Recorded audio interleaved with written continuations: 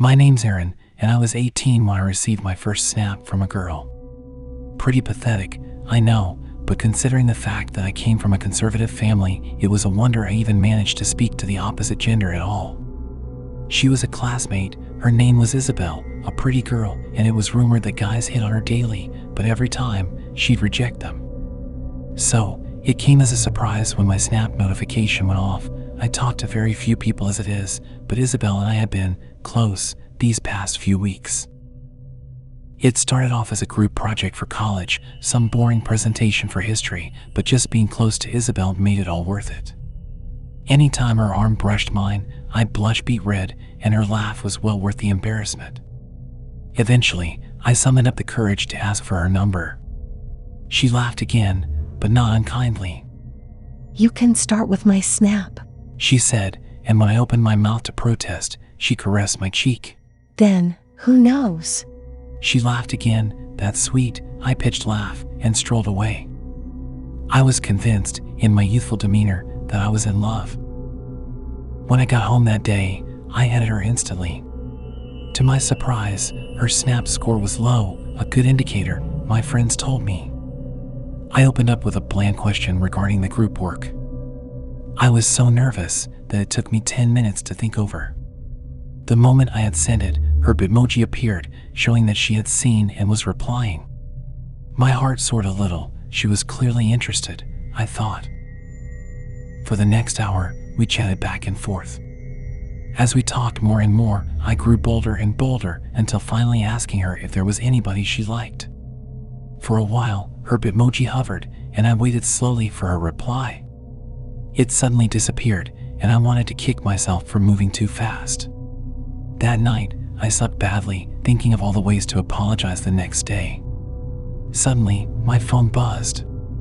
It was a message from Isabel, rather a photo sent. My eyes were as wide as saucers. It was a shot of Isabel in lingerie, with the phone's flashlight obscuring most of the picture, but what was on show was as clear as day. Her room was pretty messy, but that wasn't what I was focusing on. I gulped and screenshotted the image, unaware of what that did. She messaged back quickly.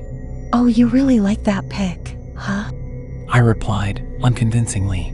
"Sorry, my fingers slipped." Of course. Have a good night."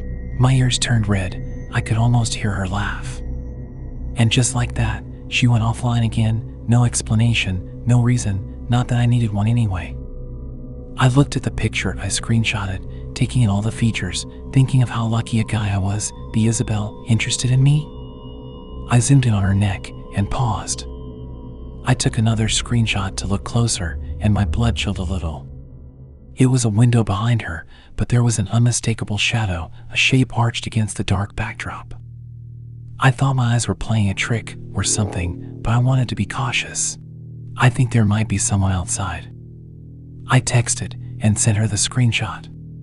Soon enough, she saw the message. "Don't think so. I'll check anyway." "Let me know when you have." I waited, but it didn't take long. "Nobody out there. Thank you for worrying though." Despite her text, I still had a bad feeling about it. I had to find a way to keep her safe. "Thanks for the photo." I paused before continuing. I can hardly sleep because of it. How are you gonna pay attention in class then?" I couldn't reply, so shocked was I, but fortunately she seemed to pick up the cue and followed up. "Wanna see something else that'll keep you up?" "I mean, I don't mind." I managed. A minute later, she sent another photo, and I opened it instantly. She changed into a bikini, and I wondered in amusement if she was a circus act or something, with how she seemed to just teleport into new clothes. But that amusement quickly made way into awe. I could see her a lot clearer now, and had to stifle a gasp. This time, I took a screenshot without shame. She only replied with a devil emoji. I studied the image with the same dedication as I had the first. The window was clear again, this time thankfully. She had taken the image from a different spot, the camera facing towards the bedroom door, a light on behind the door. That was where I noticed the shadows of someone's feet, ominously standing in the doorframe. I sent back the findings again, to which she replied, "It's probably my parents. They get home late on Tuesdays." "It's Wednesday." Don't worry, lol. She was starting to push away. I could tell. She was getting a little tired, and I didn't want to bore her, deciding not to press it any further. She clearly wasn't worried, so I decided to just rationalize it and not stress about it. Thanks to that photo, now I definitely won't be able to sleep. I replied and felt a little more daring. I pulled my sleeves up and took a mirror selfie, showing off my biceps. I sent it to her. I wasn't a gym rat or anything, but I went to the gym like 6 times a week, and more than once, my friends had called me Ziz reincarnated. She took a screenshot herself, but no reply. I dreaded the worst, that she was already spreading the image to her friends, gossiping and laughing. Suddenly I received another snap. However, this time, Isabel had an expression of such horror as the shadowy figure was inside her room now, in full view. The eyes were looming at her. One arm was reaching out towards her. I called her through the app, but she did not pick up. I checked the snap map and found her location. I sprinted to my dad's car and burst out of the driveway. I pulled up at the house within 5 minutes, in a sweat. All the lights were off and the front door locked. Without a second thought, I started to kick at it, hoping to bring it down, calling out for Isabel. My phone pinged and I checked. It was from Snapchat, but the message was from somebody I didn't recognize, just a string of random numbers, no bitmoji, just blank. It was an image, and I opened it up, though I wished I hadn't. Isabel, unconscious, tied up to a chair, with a gag in her mouth. I could only watch in blank horror until the image eventually disappeared. The account who sent it also blanked out, as if it never existed. Hands shaking, I called the police, informing them of what had happened. They told me to distance myself from the scene, and I did, driving back home, shaken. Another message came through, this time from Isabel. I didn't open it. I didn't dare to. I was so focused on my phone that I hadn't noticed I ran a red light.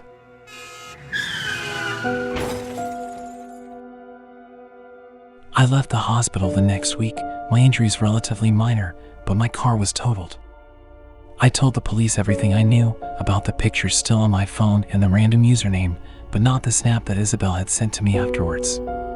It remained unopened, and I'd stare at Snapchat for hours at a time, wrestling with my thoughts. On the 30th day, I mustered up the courage, knowing that the next day, it would disappear for good.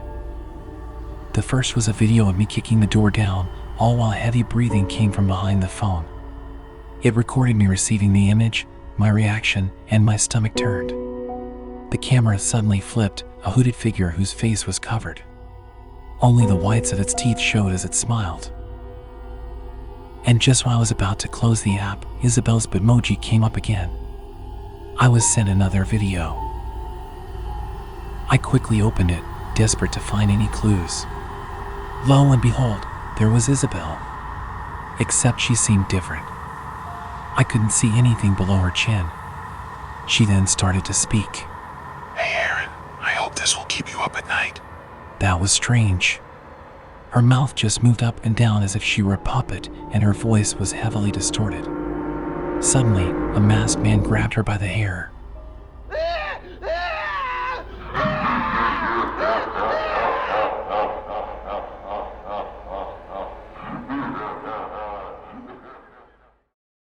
I liked the attention that Snapchat gave me.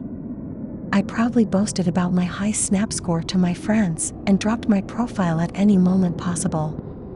Hundreds of messages, images, videos flowed through my phone every day. It was hard to keep up with. But there was nothing that made me happier than to lead on overexcited boys, dropping a message every now and then. But eventually, this little hobby of mine would prove to be very, very dangerous. Ever since that fateful day, I have never used Snapchat ever again. It started with him messaging me first. Unassuming, his name was Darren, his bitmoji, your typical frat boy. His message was simply a winky face with a love heart next to it. Very straight to the point. I noticed that the message had been from almost a week ago, but shrugged it off. They all jumped at the chance to start a conversation. I sent him a brief video of me sticking my tongue out, the caption, "Hi." As expected, it was opened almost instantly. And then nothing.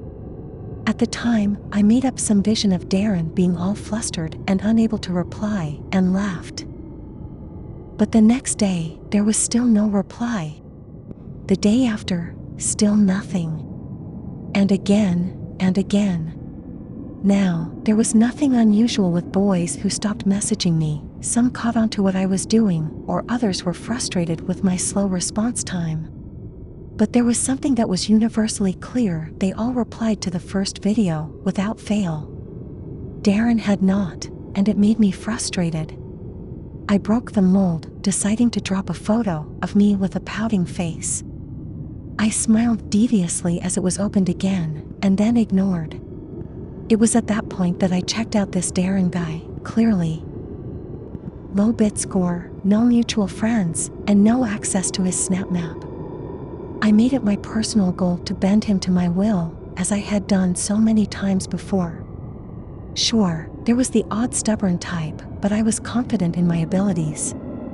Or so I thought. I took a more direct approach, asking him, "Why aren't you replying? Didn't you want something?" A pause, and then a reply, to my embarrassment. Nah, I'm good. I was tempted to hurl my phone at the wall in anger.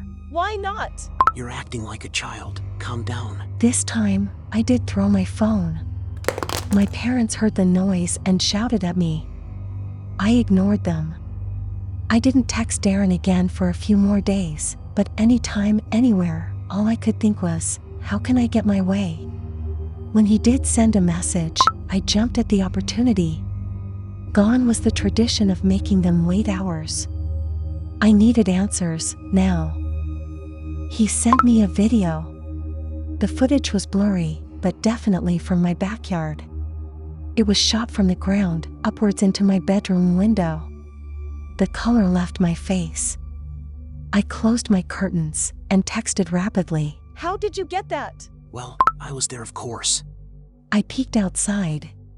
There was nobody, just a wide open lawn, as it should be. "I'll call the police on you. Leave me alone, you freak." Is this you? He sent another video that showed me hastily drawing the curtains.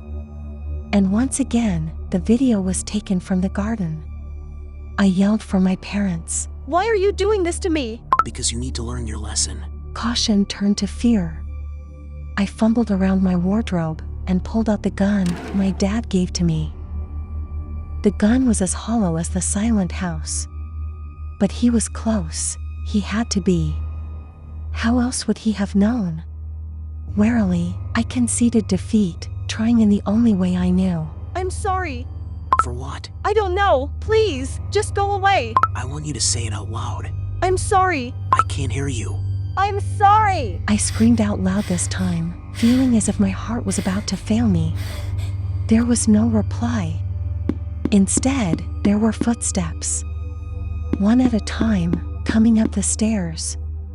There was one final message. Just understand that playing with emotions is not okay. Goodbye. The door burst open, and I frantically pulled the trigger. The gun went off, miraculously. There had been one bullet left in the chamber, and I reeled with joy. Joy that quickly turned to horror as I watched my father thud to the ground. As I rushed over to him, I realized that he was using Snapchat on his phone. The messages that Darren had sent were the same ones on my dad's phone. Hey guys, it's Rye Horror. It seems like many of you guys enjoy my animated stories, but only 27% of you are subscribed. If you want to see this channel hit 10k subs, then please like and subscribe.